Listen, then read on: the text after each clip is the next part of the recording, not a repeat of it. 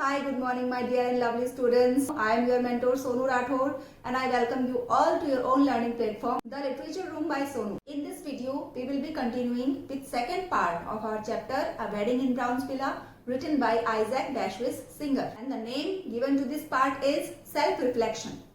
इस पार्ट के अंदर अपन पढ़ेंगे कि डॉक्टर मार्गलिन अपने बारे में क्या सोचते हैं, उनके अपने बारे में क्या राय है, अपने बचपन में वो कैसे थे और जितने जीनियस वो बचपन में थे क्या उतनी एक्सीलेंसी, उतनी ब्रिलियंसी वो अपनी यंग एज में अचीव कर पाए या इससे भी ज्यादा वो अचीव कर सकते थे। क्या वो अपने आप को एक सक्सेसफुल पर्सन मानते हैं या एक फेलियर मानते हैं, या फिर ऑन सरफेस वो कुछ और सोचते हैं, deep hidden in his heart वो कुछ और सोचते हैं, उनका थॉट प्रोसेस कुछ और है।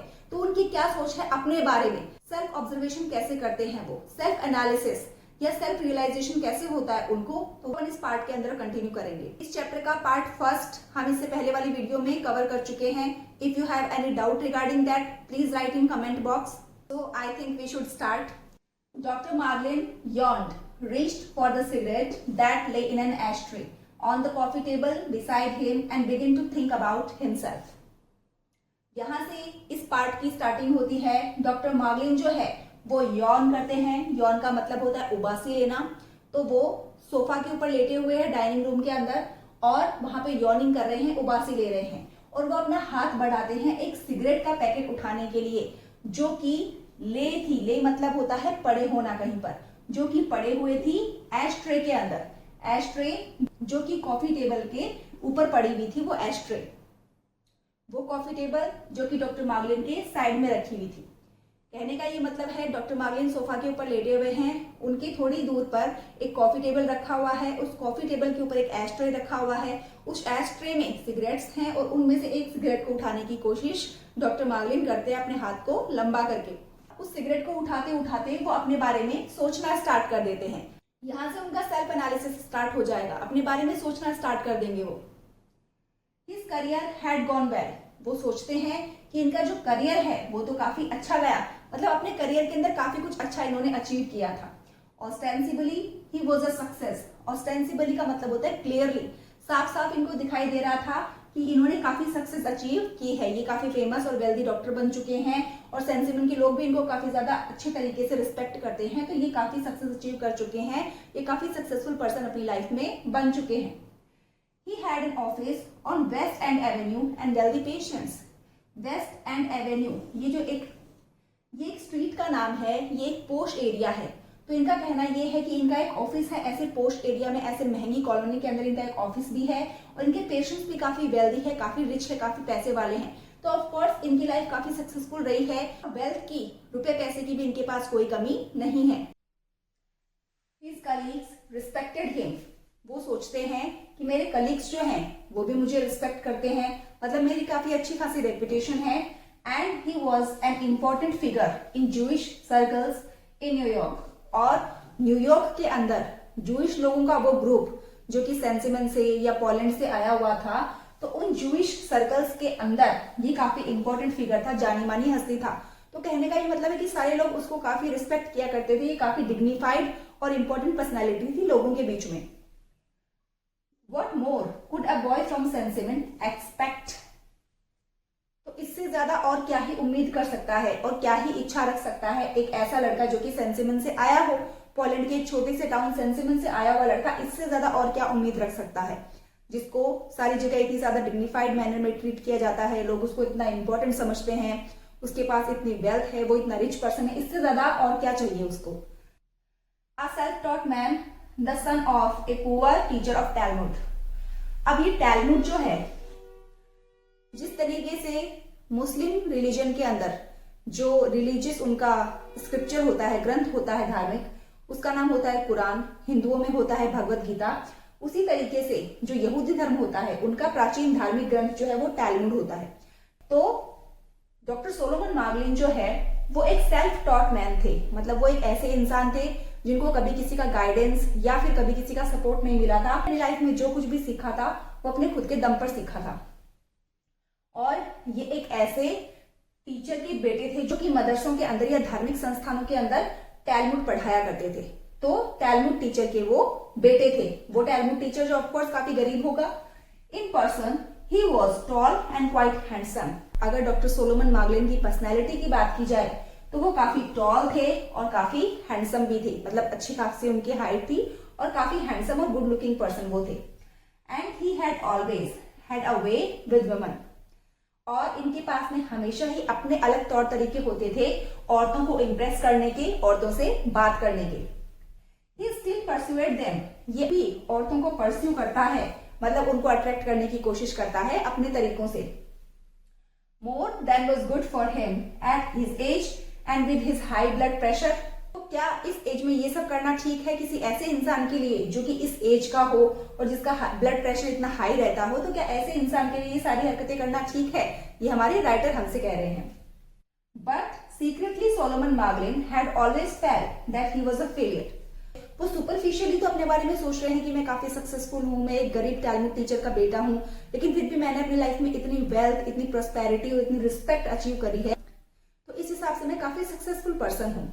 लेकिन अंदर ही अंदर सीक्रेटली उनके मन में ये थॉट भी आता है कि वो अपनी लाइफ में कोई सक्सेसफुल पर्सन नहीं है, उन्होंने कोई सक्सेस अचीव नहीं करी, बल्कि ये क्या है, अपनी लाइफ में एक फेलियर है। ये जितना ज्यादा अचीव कर सकते थे उतना ये अपनी लाइफ में अचीव नहीं कर पाए। As a child, he had been acclaimed a prodigy, reciting long passages of the Bible and studying the Talmud and commentaries on his own. जब वो छोटे बच्चे थे, मतलब बहुत ही कम उम्र में, उनको एक्लेम किया गया। एक्लेम का मतलब है किसी को सराहना, किसी को अप्रिशिएट करना, किसी की तारीफ करना। प्रोडिगी का मतलब होता है एक्स्ट्रा ऑर्डिनरी पर्सनैलिटी, जैसे कि कोई बहुत ही प्रतिभाशाली होता है, काफी जीनियस होता है, उसको बोलते हैं प्रोडिगी। रिसाइट करना होता है बोल के सुनाना या पाठ करना, उसको बोलते हैं रिसाइट। कमेंट्रीज जो होती है वो होती है टिप्पणियां, जैसे कोई भी श्लोक है या फिर कोई भी बात किसी ग्रंथ में लिखी गई है तो उसके ऊपर अलग अलग लेखकों ने क्या क्या टिप्पणियां करी है, तो उसको बोलते हैं कमेंट्रीज। टिप्पणियां, व्याख्याएं, तो वो होती है कमेंट्रीज। अब क्या कह रहे हैं कि जब डॉक्टर सोलोमन मार्गलिन एक छोटे बच्चे थे, मतलब बहुत ही कम उम्र में, उनकी सराहना की गई एक प्रोडिगी के तौर पे, मतलब उनको एक प्रोडिगी माना गया, उनको एक बहुत ही ज्यादा प्रतिभाशाली, एक्स्ट्रा ऑर्डिनरी और टैलेंटेड बच्चा माना गया। इस तरीके से उनकी सराहना की गई, उनको एक्लेम किया गया। वो रिसाइट किया करते थे, वो पढ़ करके सुनाया करते थे, पाठ किया करते थे। लंबे लंबे जो पैराग्राफ्स होते हैं, जो पैसेजेस होते हैं बाइबल के अंदर, उनका पाठ वो किया करते थे और टैलमुड की स्टडी किया करते थे। वो जो यहूदियों का धार्मिक ग्रंथ है टैलमुड, उसको भी वो पढ़ा करते थे और इसके ऊपर जो भी कमेंट्रीज, जो भी व्याख्याएं, जो भी टिप्पणियां लिखी गई थी, उनको ये अपने आप से ही एक्सप्लेन करके, उनकी व्याख्या करके पढ़ा करते थे और समझा करते थे बिना किसी गाइडेंस के। When he was a boy of 11, he had sent for a responsum to the Rabbi of Torno, who had referred to him in his reply as great and illustrious. जब डॉक्टर सोलोमन मार्गलिन 11 साल के हुए तो उन्होंने एक रेस्पॉन्सम भेजा। रेस्पॉन्सम होता है जैसे आप कोई धार्मिक ग्रंथ पढ़ रहे हो, में आपको कोई डाउट आ रहा है, कोई चीज आप एक्सेप्ट नहीं कर पा रहे या फिर किसी चीज को लेकर के आपको डाउट है, तो आप उस क्वेश्चन को किसी रिलीजियस पर्सनैलिटी या किसी रिलीजियस लीडर के पास में भेजेंगे सॉल्व करने के लिए। तो 11 साल की उम्र में उन्होंने ऐसा ही एक क्वेश्चन, मतलब धर्म से जुड़ा हुआ ऐसा ही एक डाउट, रेस्पॉन्सम जो है वो भेजा था टोर्नो के जो रबी हैं। रबी मतलब जो यहूदी धर्म के जो धार्मिक गुरु हैं, टोर्नो के जो धार्मिक गुरु हैं, उनके पास में ऐसा ही एक क्वेश्चन भेजा और जिन्होंने जवाब में क्या लिख करके भेजा कि ये जो लड़का है, मतलब डॉक्टर सोलोमन मार्गलिन, एक इतनी कम उम्र में इतनी गहरी डीप स्टडी कर रहा है धार्मिक ग्रंथों की, तो ये लड़का क्या है, ग्रेट एंड इलिस्ट्रियस। ग्रेट मतलब महान होता है और इलिस्ट्रियस का मतलब होता है ऑ इंस्पायरिंग, बाकी सबसे हटके, काफी प्रतिभाशाली। तो ये काफी महान और प्रतिभाशाली व्यक्तित्व है, ऐसा उन्होंने अपने जवाब में लिख करके भेजा। In his teens he had become a master in the guide for perplexed and the Kuzari. जब वो टीन एज में आए, मतलब 13 से लेकर के 19 तक, तो ये टीन एज कहलाती है। जब वो अपनी टीन एज में आए, मतलब जब ये टीन एजर बने, तो इन्होंने मास्टरी हासिल कर ली थी। ये बिल्कुल एक्सपर्ट हो गए थे किसमें, इन्होंने 2 ग्रंथ पढ़ लिए थे यहूदी धर्म के। उन 2 ग्रंथों में से एक का नाम है the guide for the perplexed और दूसरे वाले का नाम है द कुजरी। तो ये दोनों ही जूइश कल्चर के, जूइश रिलीजन के काफी इंपॉर्टेंट और फेमस ग्रंथ हैं, फेमस बुक्स हैं। तो इन दोनों को पढ़ करके इनके अंदर मास्टरी हासिल कर ली थी। तो ऑफ कोर्स नॉर्मल बच्चों से काफी अलग इनकी पर्सनालिटी थी, इनका माइंड काफी शार्प था, काफी नॉलेजेबल ये पर्सन थे। He had taught himself algebra and geometry. और इन्होंने अपनी ही समझ से दो और सब्जेक्ट के अंदर भी मास्टरी हासिल करी, दो और सब्जेक्ट्स को भी सीखा। वो कौन से सब्जेक्ट्स थे? एक तो था एल्जेब्रा, जिसको अपन हिंदी में कहते हैं बीजगणित, और दूसरा था ज्योमेट्री, जिसको अपन कहते हैं ज्यामिति। तो एल्जेब्रा और ज्योमेट्री ये दोनों सब्जेक्ट्स भी इन्होंने सीखे थे। तो ये बिल्कुल भी कोई नॉर्मल बच्चे नहीं थे, इनके अंदर काफी सारा टैलेंट था। तो इसी टैलेंट को देखते हुए वो सीक्रेटली अपने आप को अक्यूज करते हैं कि मैं अपनी लाइफ में जितना कुछ अचीव कर सकता था उतना मैं अचीव नहीं कर पाया, और वो अपने आप को फेलियर मानते हैं secretly. At 17, he had attempted a translation of Spinoza's Ethics from Latin into Hebrew, unaware that it had been done before. जब ये 17 साल के थे तो 17 साल की उम्र में उन्होंने क्या किया, एक बुक थी स्पिनोजाज एथिक्स, तो इस बुक का ट्रांसलेशन कर दिया लैटिन लैंग्वेज से हिब्रू लैंग्वेज में, इसको ट्रांसलेट कर दिया, इसका उच्चारण कर दिया। उन्होंने इसको ट्रांसलेट तो कर दिया, लेकिन इनको बाद में पता चला कि इसका ट्रांसलेशन पहले ही कर दिया गया है लैटिन से हिब्रू लैंग्वेज में। Everyone predicted he would turn out to be a genius. अब ऑफ कोर्स इनके अंदर इतनी सारी क्वालिटीज हैं, तो इनको देख करके हर कोई प्रिडिक्ट किया करता था। प्रिडिक्ट करना मतलब अनुमान लगाना, भविष्यवाणी करना। तो हर कोई अनुमान लगाया करता था कि फ्यूचर में जाकर के ये जरूर कोई बहुत बड़ा जीनियस बनेगा। But he had squandered his talents, continuously changing his field of study. लेकिन डॉक्टर सोलोमन मैगलिन ने अपना ये जो टैलेंट था कि किसी भी चीज को पढ़ते उनकी मेमोरी में वो बिल्कुल फिक्स हो जाती थी, ट्रांसलेट करना, चीजों को रिसाइट करना, रेस्पॉन्सम के लिए भेजना, तो ये सारे उसके जो टैलेंट्स थे ये उसने स्क्वेंडर कर दिए। स्क्वेंडर का मतलब होता है वेस्ट कर देना। तो डॉक्टर मैगलिन ये सोचते हैं लेकिन मैंने अपने सारे के सारे टैलेंट्स को वेस्ट कर दिया कंटिन्यूअसली, अपनी फील्ड ऑफ स्टडी को बार बार चेंज करके। मतलब मैंने एक फील्ड में स्टडी नहीं की, बार बार अपनी फील्ड को चेंज करता रहा, मैंने सब कुछ सीखने के बारे में सोचा, और इस तरीके से मैंने अपने टैलेंट को वेस्ट कर दिया। And he had wasted years in learning languages, और मैंने अपनी लाइफ के काफी सारे साल भी वेस्ट कर दिए अलग अलग भाषाएं सीखने में। तो इस तरीके से मेरे अंदर टैलेंट तो काफी ज्यादा था, लेकिन मैंने अपनी बेवकूफी की वजह से अपना सारा टैलेंट वेस्ट कर दिया। In wandering from country to country, मैं लैंग्वेजेस सीखने के लिए एक देश से दूसरे देश जाया करता था। इस तरीके से मैंने अपना सारा टाइम वेस्ट कर दिया, और इसके साथ ही अपना टैलेंट भी वेस्ट कर दिया। Nor had he had any luck with his great love Raizel, the daughter of Melech the watchmaker. अब देखिए इसके अंदर इतना टैलेंट होने के बावजूद भी ये वो लेवल ऑफ एक्सीलेंसी अचीव नहीं कर पाया जो कि ये कर सकता था, क्योंकि ये खुद बताता है कि इसने एक कंट्री से दूसरी कंट्री घूम करके या फिर अपनी फील्ड ऑफ स्टडी चेंज करके अपना टैलेंट वेस्ट कर दिया था। आखिर में बता रहे हैं कि इसका अपनी फर्स्ट लव, अपनी लाइफ का जो पहला प्यार था, उसके साथ में भी कोई अच्छा लक नहीं था। इसकी डेस्टिनी ने इसका वहां पर भी साथ नहीं दिया। ये प्यार करता था एक ऐसी लड़की से जिसका नाम था राइजल, तो इसके साथ में भी उसकी शादी नहीं हो पाई। राइजल जो है वो बेटी थी मेलेक नाम के आदमी की, जो कि एक वॉच मेकर था। सक्सेसफुल नहीं हो पाया, लास्ट में इसकी शादी नहीं हो पाई राइजल के साथ में, तो यहां पर भी डेस्टिनी इसका साथ नहीं देती। Raizel had married someone else and later had been shot by the Nazis. अब डॉक्टर मैगलिन जो है उनका पहला प्यार था राइजल, लेकिन वहां पर भी डेस्टिनी उनका साथ नहीं देती, और राइजल के साथ में उनकी शादी नहीं हो पाती है। राइजल जो है वो किसी और से शादी कर लेती है। बाद में जब हिटलर की नाजी पार्टी ने वहां पर वो कैटेस्ट्रॉफी मचाई थी, या फिर वहां पर जो हॉलोकॉस्ट मचाया था, उसकी वजह से राइजल की डेथ हो जाती है नाजीज के द्वारा। All his life Solomon Margolin had been plagued by eternal questions. अब ये जो लाइन है, ये लाइन पूरे चैप्टर का समरी है। इस एक लाइन से अपन पूरे चैप्टर को समझ सकते हैं कि इस चैप्टर में अगर डॉक्टर सोलोमन मैगलिन के माइंड में कोई भी क्वेश्चंस उठते हैं तो उनका रीजन क्या है। अपनी पूरी जिंदगी डॉक्टर मैगलिन जो है वो प्लेग्ड रहते हैं। प्लेग्ड का मतलब होता है पीड़ित होना। हालांकि उनके पास काफी वेल्थ है, काफी प्रॉस्परस और रिच वो पर्सन है, काफी सक्सेसफुल भी है, लेकिन वो अपनी पूरी लाइफ ही इस चीज से परेशान रहते हैं कि उनके मन में हमेशा ही इटर्नल क्वेश्चंस चलते रहते हैं। इटर्नल मतलब कभी खत्म नहीं होने वाली क्वेश्चनिंग जो है वो हमेशा ही चलती रहती है उनकी अपने आप से। He still lay awake at night trying to solve the mysteries of the universe. वो अभी भी क्या करते हैं, रात रात भर जागते हैं और इस ब्रह्मांड के जो रहस्य है कि कोई इंसान धरती पे क्यों जन्म लेता है, जब उसको मरना ही होता है, जैसे किसी भी बॉम्ब ब्लास्ट में या नाजियों के द्वारा, तो भगवान उनको पैदा ही क्यों करता है, या फिर हमारे जीवन का क्या मकसद है, क्या उद्देश्य है। तो इस तरह के यूनिवर्स के जो रहस्य हैं उनके बारे में वो सोच विचार करता रहता है और उनको मिस्ट्रीज को सॉल्व करने की कोशिश करता है। He suffered from hypochondria and the fear of death haunted even his dreams. Doctor Solomon Margolin को एक बीमारी थी, वो हाइपोकॉन्ड्रिया से पीड़ित रहते थे। हाइपोकॉन्ड्रिया जो है वो एक तरह की ऐसी बीमारी है जिसमें इंसान को इल्यूजन रहता है, भ्रम रहता है कि उसको कोई बहुत ही बड़ी बीमारी हो गई है।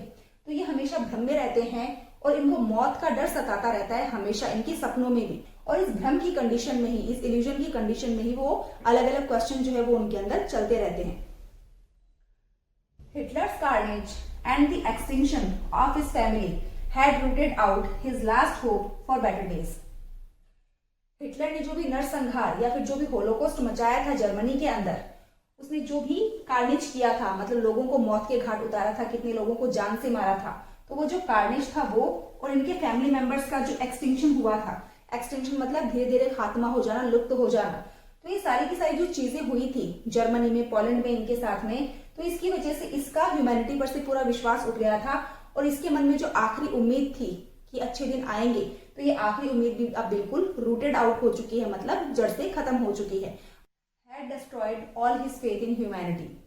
और ये जो नाजी कैटेस्ट्रॉफी हुई थी, नाजियों के द्वारा जो हत्याकांड या नरसंहार मचाया गया था, उसकी वजह से इसका मानवता पर से विश्वास ही उठ गया था और इसकी उम्मीद बिल्कुल खत्म हो गई थी कि अब कोई अच्छे दिन आएंगे।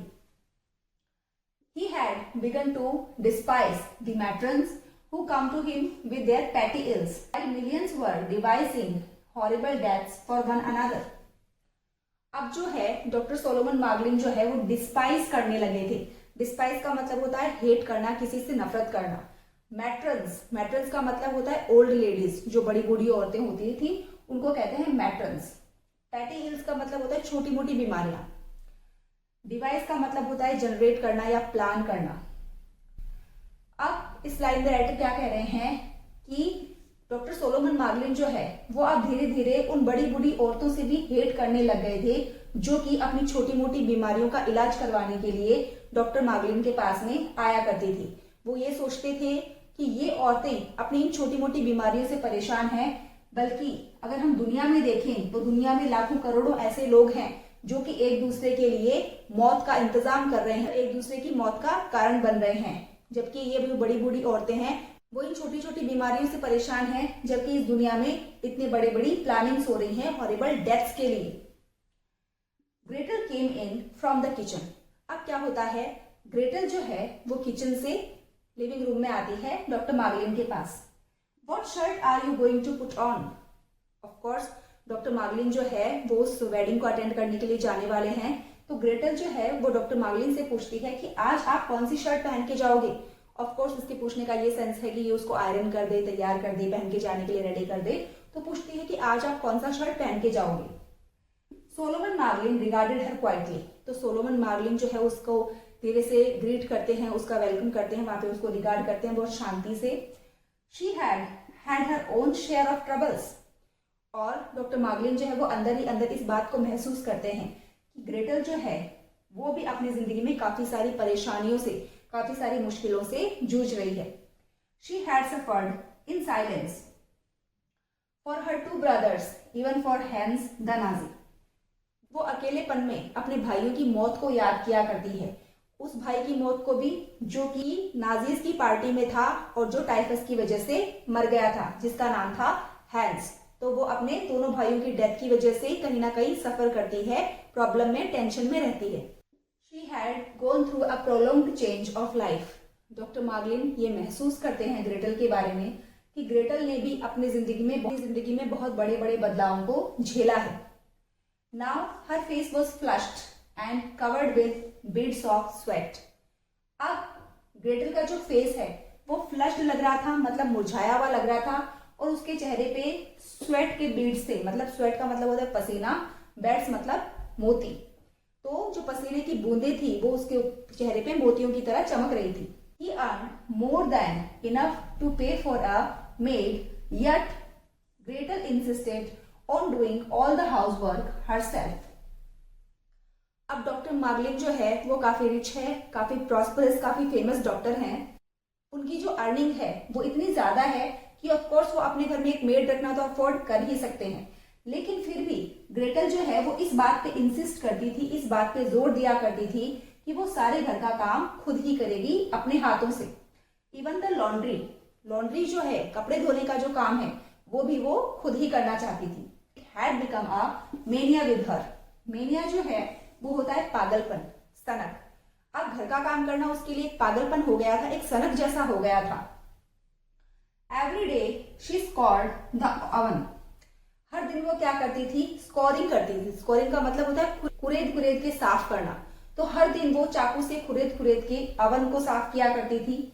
She was forever polishing the windows of their apartment on the 16th floor and without using a safety belt. Doctor Solomon Margolin और ग्रेटल जो है वो एक बिल्डिंग के 16th फ्लोर पे, 16वें फ्लोर पे रहा करते थे। तो 16वें फ्लोर की जो भी विंडोज हैं उसका जो ग्लास है, उसका जो कांच है, उसको वो साफ किया करती थी डेली बेसिस पे और बिना किसी सेफ्टी बेल्ट के। तो ये उसके लिए पागलपन, एक सनक जैसा हो गया था घर का काम करना। ऑल द अदर हाउसवाइफ्स in the building ordered their groceries delivered. उस बिल्डिंग में जो बाकी की हाउसवाइफ्स रहती थी वो अपनी ग्रोसरी का जो भी राशन का, खाने पीने का जो भी सामान होता था वो ऑर्डर करके मंगवाती थी और वो सारा सामान उनके घर पे डिलीवर हो जाया करता था। लेकिन इसी के ऑपोजिट ग्रेटल क्या किया करती थी?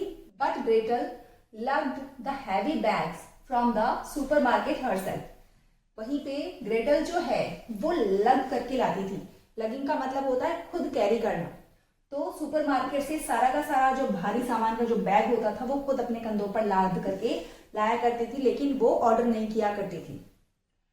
Now husband and wife sized each other up really, feeling the strangeness that comes of great familiarity. अब ग्रेटल जो है वो हॉल में आ चुकी है, डॉक्टर मार्गलिन के साथ में बातें कर रही है। अब इन दोनों के बीच में एक अजीब सी स्ट्रेंजनेस है, एक अजीब सा अजनबीपन है, जो किसकी वजह से आता है? ग्रेट फैमिलियरिटी की वजह से आता है।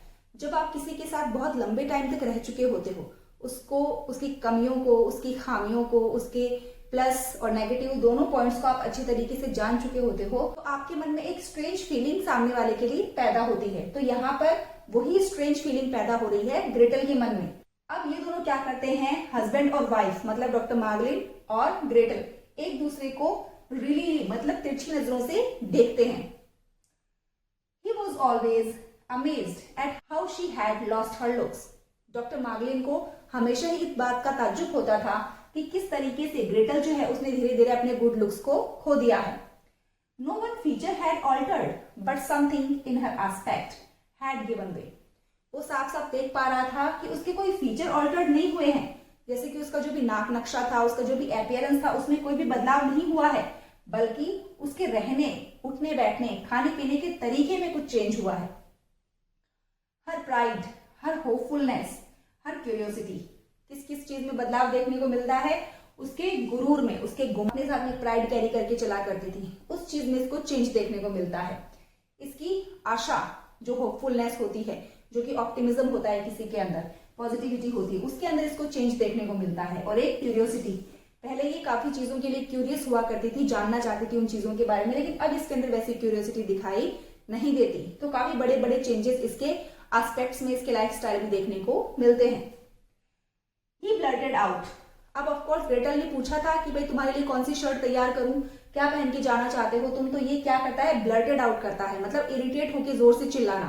तो ये इरिटेट होकर जोर से चिल्लाता है, what shirt? It doesn't matter, a white shirt. वो कहता है कैसी शर्ट, इससे कुछ फर्क नहीं पड़ता, एक व्हाइट शर्ट निकाल दो तुम। You are not going to wear the tuxedo, wait I will bring you a vitamin.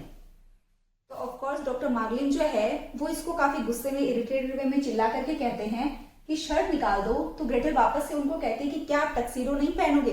Tuxedo जो कोट पैंट होता है, पूरा प्रॉपर सूट होता है, उसको कहते हैं टक्सीडो। तो ये कहती है कि आप टक्सीडो नहीं पहनोगे, और उसके बिहेवियर को और इरिटेशन को देख करके कहती है कि आप रुको, थोड़ा रिलैक्स करो, मैं आपके लिए विटामिन की टैबलेट लेकर के आती हूँ। I don't want a vitamin, मुझे कोई विटामिन नहीं चाहिए। ये उसी इरिटेटेड टोन में कहते हैं कि मुझे कोई विटामिन नहीं चाहिए। But you yourself say they are good for you. तो ग्रेटल कहती है लेकिन आप खुद ही तो कहते हो कि विटामिन आपकी हेल्थ के लिए अच्छे रहते हैं। Leave me alone. तो डॉक्टर सोलोमन मैगलिन कहते हैं कि तुम बस मुझे अकेला छोड़ दो। Well it's your health not mind. तो ग्रेटल कहती है चलो ठीक है, जैसा आप कहते हो वैसा ही ठीक है, ये आपकी हेल्थ है, ऑफ कोर्स जैसा आप कहते हो वैसा मैं कर देती हूँ। Slowly she walked out of the room. और ऐसा कह के वो धीरे धीरे उस कमरे से बाहर जाने लगती है, hesitating as if she expected him to remember something and call her back. और वो हेजिटेट हो रही थी, हिचकिचाते हुए उस कमरे से बाहर जा रही थी और ये उम्मीद कर रही थी कि काश इनको कुछ याद आ जाए और ये मुझे वापस से बुला ले। Doctor Solomon Margolin took a last look in the mirror and left the house. Doctor Margolin जो है वो आखिरी बार अपने आप को मिरर में देखते हैं। वो अच्छे से रेडी हुए, उन्होंने लास्ट बार अपने आप को मिरर में देखा और फिर घर से निकल गए। He felt refreshed by the half-hour nap he had had after dinner. Sunday night को डिनर करने के बाद में इन्होंने जो आधे घंटे का नैप लिया था, जो आधे घंटे की छोटी सी नींद की झपकी ली थी, उसकी वजह से ये काफी ज्यादा रिफ्रेश्ड, तरोताजा महसूस कर रहे थे। Despite his age, he still wanted to impress people with his appearance, even the sensiminers. अब भले ही डॉक्टर सोलोमन मैगलिन की एज काफी ज्यादा हो गई थी, लेकिन इतनी ज्यादा एज होने के बावजूद भी वो अभी भी अपने चारों तरफ जो भी लोग होते थे उनको इम्प्रेस करना चाहते थे अपने लुक से, अपने अपीयरेंस से। चाहे वो लोग सेंसिमिनर से ही क्यों ना हो, वो लोग जो इसको बचपन से जानते थे, उन्होंने इसको बचपन से देखा था, लेकिन उन लोगों को भी ये इम्प्रेस करना चाहता है अपने गुड लुक से, अपने अपीयरेंस से। He had his own illusions. Doctor Margolin के अपने ही भ्रम है अपनी जिंदगी में। इनके दिमाग में नई नई चीजें, उटपटांग बातें, अलग अलग इल्यूजन्स, भ्रम जो है वो आते रहते हैं। In Germany, he had taken pride in the fact that he looked like a junker. Now, junker क्या होता है? junker होते हैं जो एरिस्टोक्रेट्स होते हैं, जो हाई क्लास से, हाई सोसाइटी से बिलोंग करते हैं।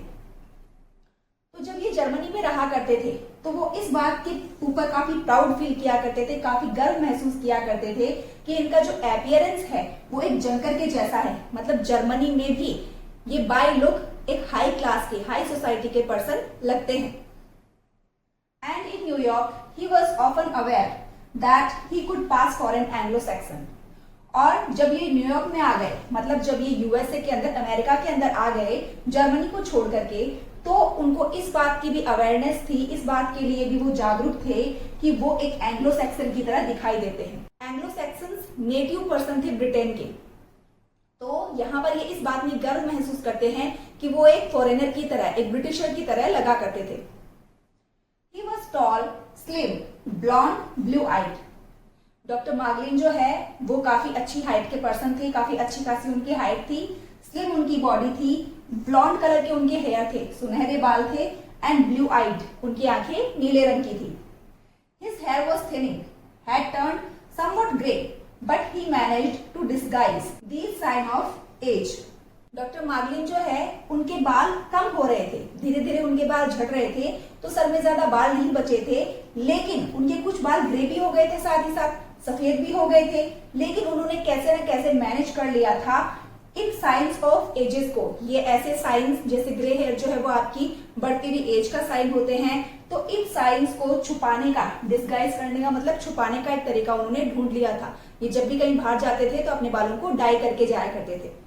He stooped a little, but in company was quick to straighten up. Doctor Margolin जो है वो थोड़ा स्टूपिंग किया करते थे, मतलब झुक के रहा करते थे, मतलब उनका पोस्चर ऐसा था कि वो थोड़े झुके हुए से रहते थे।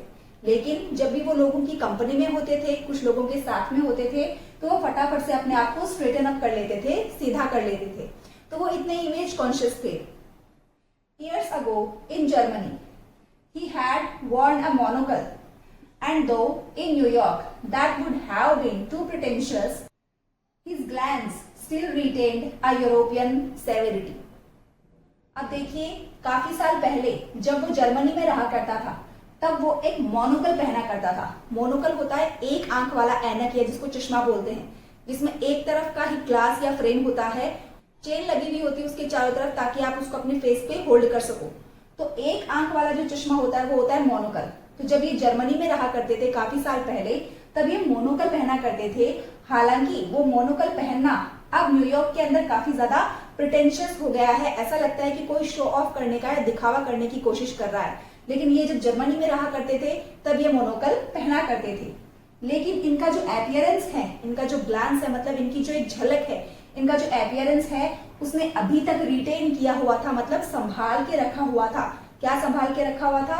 यूरोपियन सेवेरिटी, यूरोप की एक गंभीरता दिखाई देती थी इनके एपियरेंस में। मतलब आज भी इनका एपियरेंस इतना ज्यादा प्रभावशाली था कि इनके अंदर यूरोप की गंभीरता देखने को मिलती थी। किसी यूरोपियन सिटीजन की तरह ही ये काफी सीरियस लगा करते थे। He had his principles. जिंदगी में डॉक्टर मार्गलिन के अपने ही सिद्धांत और अपने ही नियम थे। He had never broken the Hippocratic oath. जब भी किसी बड़े प्रोफेशन में कोई आदमी आता है तो वो सबसे पहले एक ओथ लेता है, सबसे पहले एक प्रतिज्ञा लेता है, और उसमें कुछ ऐसी बातें होती है जो काफी ज्यादा हिपोक्रेटिक लगती है कि प्रैक्टिकली वो चीजें पॉसिबल नहीं होती, लेकिन वो सिर्फ ओथ में बोलने के लिए होती है। तो वो जो हिपोक्रेटिक ओथ थी वो बहुत ही ज्यादा प्राउडी या शो ऑफ करने वाली जो प्रतिज्ञा थी, इन्होंने कभी भी उस प्रतिज्ञा के अंदर जो भी सेंटेंस बोले थे उनको कभी भी तोड़ा नहीं था। मतलब अपनी उस प्रतिज्ञा में, अपनी उस शपथ में जो भी कुछ उन्होंने बोला था, इन्होंने लाइफ टाइम उन चीजों को फॉलो किया था, उनका पालन किया था। With his patients, he was honorable to an extreme, avoiding every kind of cant. अपने पेशेंट्स के साथ में डॉक्टर सोलोमन मार्गलिन काफी ज्यादा ऑनरेबल वे में बिहेव किया करते थे। मतलब ये खुद भी अपने पेशेंट्स की काफी रिस्पेक्ट किया करते थे और इन रिटर्न इनको भी काफी रिस्पेक्टेबल वे में ट्रीट किया जाता था।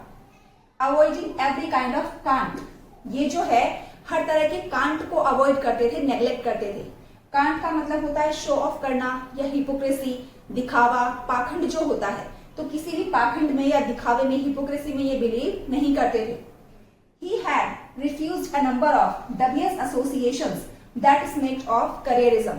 और इन्होंने अपनी लाइफ में डबियस एसोसिएशंस नहीं किए थे। मतलब ऐसे लोगों के साथ में कभी भी ये जुड़े नहीं, कभी भी इन्होंने कोई कांटेक्ट नहीं बनाए, कभी भी इन्होंने कोई एसोसिएशन नहीं रखा जो लोग इनको डबियस लगे थे। डबियस का मतलब होता है संदेहपूर्ण, डाउटफुल, जो लोग इनको डाउटफुल लगे, और जिन लोगों के साथ में कांटेक्ट बनाने से इनको करियरिज्म की स्मेल आती थी।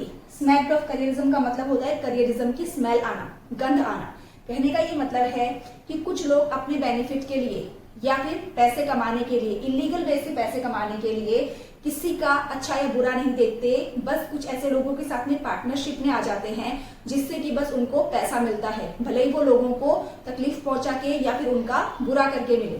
तो यहाँ पर डॉक्टर मार्गलिन ने किसी भी ऐसे इंसान के साथ में कॉन्टेक्ट या एसोसिएशन नहीं रखा था जो कि इनको करियरिज्म के वे पे ले जाए। ये हमेशा ही अच्छा काम करने के लिए सेल्फ कॉन्शियस थे और हमेशा ही उन्होंने अपनी उस ओथ को फॉलो किया था। कभी भी इन्होंने पैसा कमाने के लिए कुछ गलत काम नहीं किया। My dear students, here we are done with part second of our chapter. एक बार रिवीजन के लिए हम फिर से इस वीडियो को गो थ्रू करेंगे और अपने सारे डाउट्स क्लियर करेंगे। I will meet you in our next video. Till then, goodbye, have a nice day. And don't forget to share, subscribe and like. Thank you very much.